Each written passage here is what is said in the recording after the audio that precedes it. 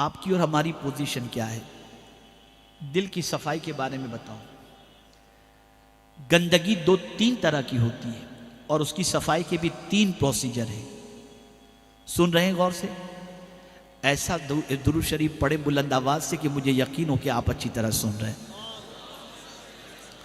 अल्लाहुम्मा सल्ली अला सय्यिदिना व मौलाना मुहम्मदिन मादिनिल जूदि वल करम वाली व सहाबी व बारिक वसल्लम। सफाई 3 तरीके की, जैसी गंदगी वैसी सफाई। देखिए आईना जो होता है ना, आईना वो भी गंदा होता है, लेकिन उसकी गंदगी का मामला क्या होता है, उस पर गर्दो गुबार आ जाता है। तो आप देखेंगे, जैसे मिसाल के तौर पर आप बाथरूम में गए, गीजर आपने ऑन कर लिया था, नल खोला, गर्म पानी आने लगा। अब गर्म पानी का भाप जो है, जो वो मिरर के ऊपर आ जाता है, तो जिसकी वजह से मिरर धुंधला सा हो जाता है। अब उसमें अपना चेहरा नजर नहीं आता। उसको साफ कैसे करेंगे?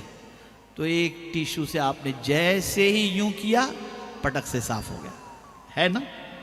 कि उसको साबुन लगाएंगे, ब्रश मारेंगे, ऐसा करना पड़ेगा? बताइए, मैं पूछ रहा हूं, आप मुझे जवाब दें तो मैं समझूं मेरी बात समझ रहे हैं। गर्दो गुबार लगा है, ऐसे ही कपड़ा हल्का सा आपने मार दिया, मिरर साफ हो गया, है ना? भाई सही है या गलत जवाब दिया? सही है ना? अब हमें आज अपना हिसाब करना है, हमें अपना हिसाब करना है। कपड़ा अगर मेला हो जाए, कपड़ा अगर मेला हो जाए, तो क्या उसको कोई टिश्यू से यूं फेर देंगे तो कपड़ा साफ होगा? जवाब दें, आप मेरी बात समझें। नहीं ना? उसकी सफाई के लिए क्या करना होगा? पानी में डालो, साबुन लगाओ, रगड़ो, और आजकल तो इतना भी मौका नहीं, सीधा डाल दो वॉशिंग मशीन में, पाउडर डाल दो, खूब उसको जो है वो पीसा जाता है, फिर उसको निकालो, तब वो साफ होता है। तो पता चला मिरर की सफाई का तरीका जुदा है, कपड़े की सफाई का तरीका जुदा है, दोनों का। और इससे खतरनाक पोजीशन जो है वो सोने की है। माशाल्लाह यहां तो जयपुर है, ये तो सोने की सफाई का तरीका जुदा है। अगर गोल्ड को साफ करना है, उसके मैल कुचेल को निकालना है, तो वहां साबुन भी नहीं चलेगा, ब्रश भी नहीं चलेगा, उसे सुनार आग के अंदर डालता है और फिर आग में जलाकर उसके मेल को खत्म करता है, फिर वो सोना निकालता है, तब वो प्योर बनता है। पता चला 3 स्टेज हुए सफाई के, 3 स्टेज हुए। एक यूं ही टिश्यू से साफ, एक रगड़ करके साफ, एक जला करके साफ।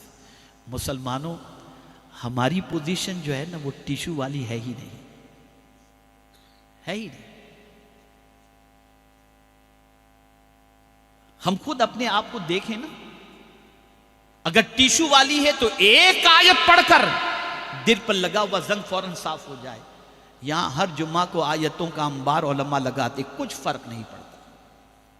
इज्तिमाअत के अंदर आयतों के अंबार और हुजूर की हदीस सुनाई जाती है, कोई फर्क नहीं पड़ता। इतना सख्त मैला हो चुका है हमारा दिल, इतना गंदा हो चुका है हमारा दिल कि सफाई के लिए आयतें पढ़ी जाती हैं, अहादीस सुनाई जाती हैं, कोई सफाई नहीं हो रही। फिर मुसीबतें आती हैं, फिर मुसीबतें आती हैं। उसके जरिए अल्लाह रगड़ता है, साफ करता है अल्लाह। अब तुझे तकलीफ में डालते हैं, तो अब उस तरह से सफाई होती है। बाज लोग तो इतने जालिम होते हैं कि किसी हद तक ईमान का टिमटिमाता हुआ दिया तो उनके अंदर मौजूद होता है, लेकिन मुसीबतों में अल्लाह से करीब होने की बजाय सिगरेट शुरू कर देते हैं, पिक्चर देखना शुरू कर देते हैं, या फिर जो है वो ड्रग्स लेना शुरू कर देते हैं। नशे में हैं हम टेंशन हल्का कर रहे हैं इस तरीके से, तो वो मुसीबतें भी उसको साफ नहीं कर पाती। और फिर जब वो मरते हैं तो ईमान चूंकि उनके अंदर होता है, तो परवरदिगार गुनाहों की वजह से उन्हें जहन्नम की आग में डालकर उनकी सफाई करता है। और फिर जब वो साफ हो जाते हैं तब वो ईमान की वजह से जहन्नम से निकाल कर अल्लाह अज़्ज़ व जल्ल उन्हें जन्नत में आखिर में दाखिल फरमाएगा। अब हमें देखना है कि हमें किस तरह से अपने दिल की सफाई करनी, हम कैसे हैं, हमारा दिल कैसा है। अगर कुरान की आयतों की बुनियाद पर अल्लाह के रसूल सल्लल्लाहु अलैहि वसल्लम के इरशाद को सुनने के बाद हमारा दिल कांपने लग जाए और हम गुनाहों से रिश्ता तोड़ दें और फौरन हम नेकी के रास्ते पर आ जाएं, तो समझ लो हमारा दिल गंदा जरूर है लेकिन आईने की तरह है कि थोड़ी सी बात आई और हम सुधर गए, सफाई हो गई। लेकिन अगर अल्लाह अज़्ज़ व जल्ल की बारगाह के अंदर मैले कपड़े की तरह हमारा दिल है और मुसीबतें आई और हम अल्लाह को याद करने की बजाय गुनाह के दरवाजे पर पहुंच गए, तो समझ लेना कि हमारी पोजीशन ये है कि गंदे कपड़े से भी खराब हमारा दिल है।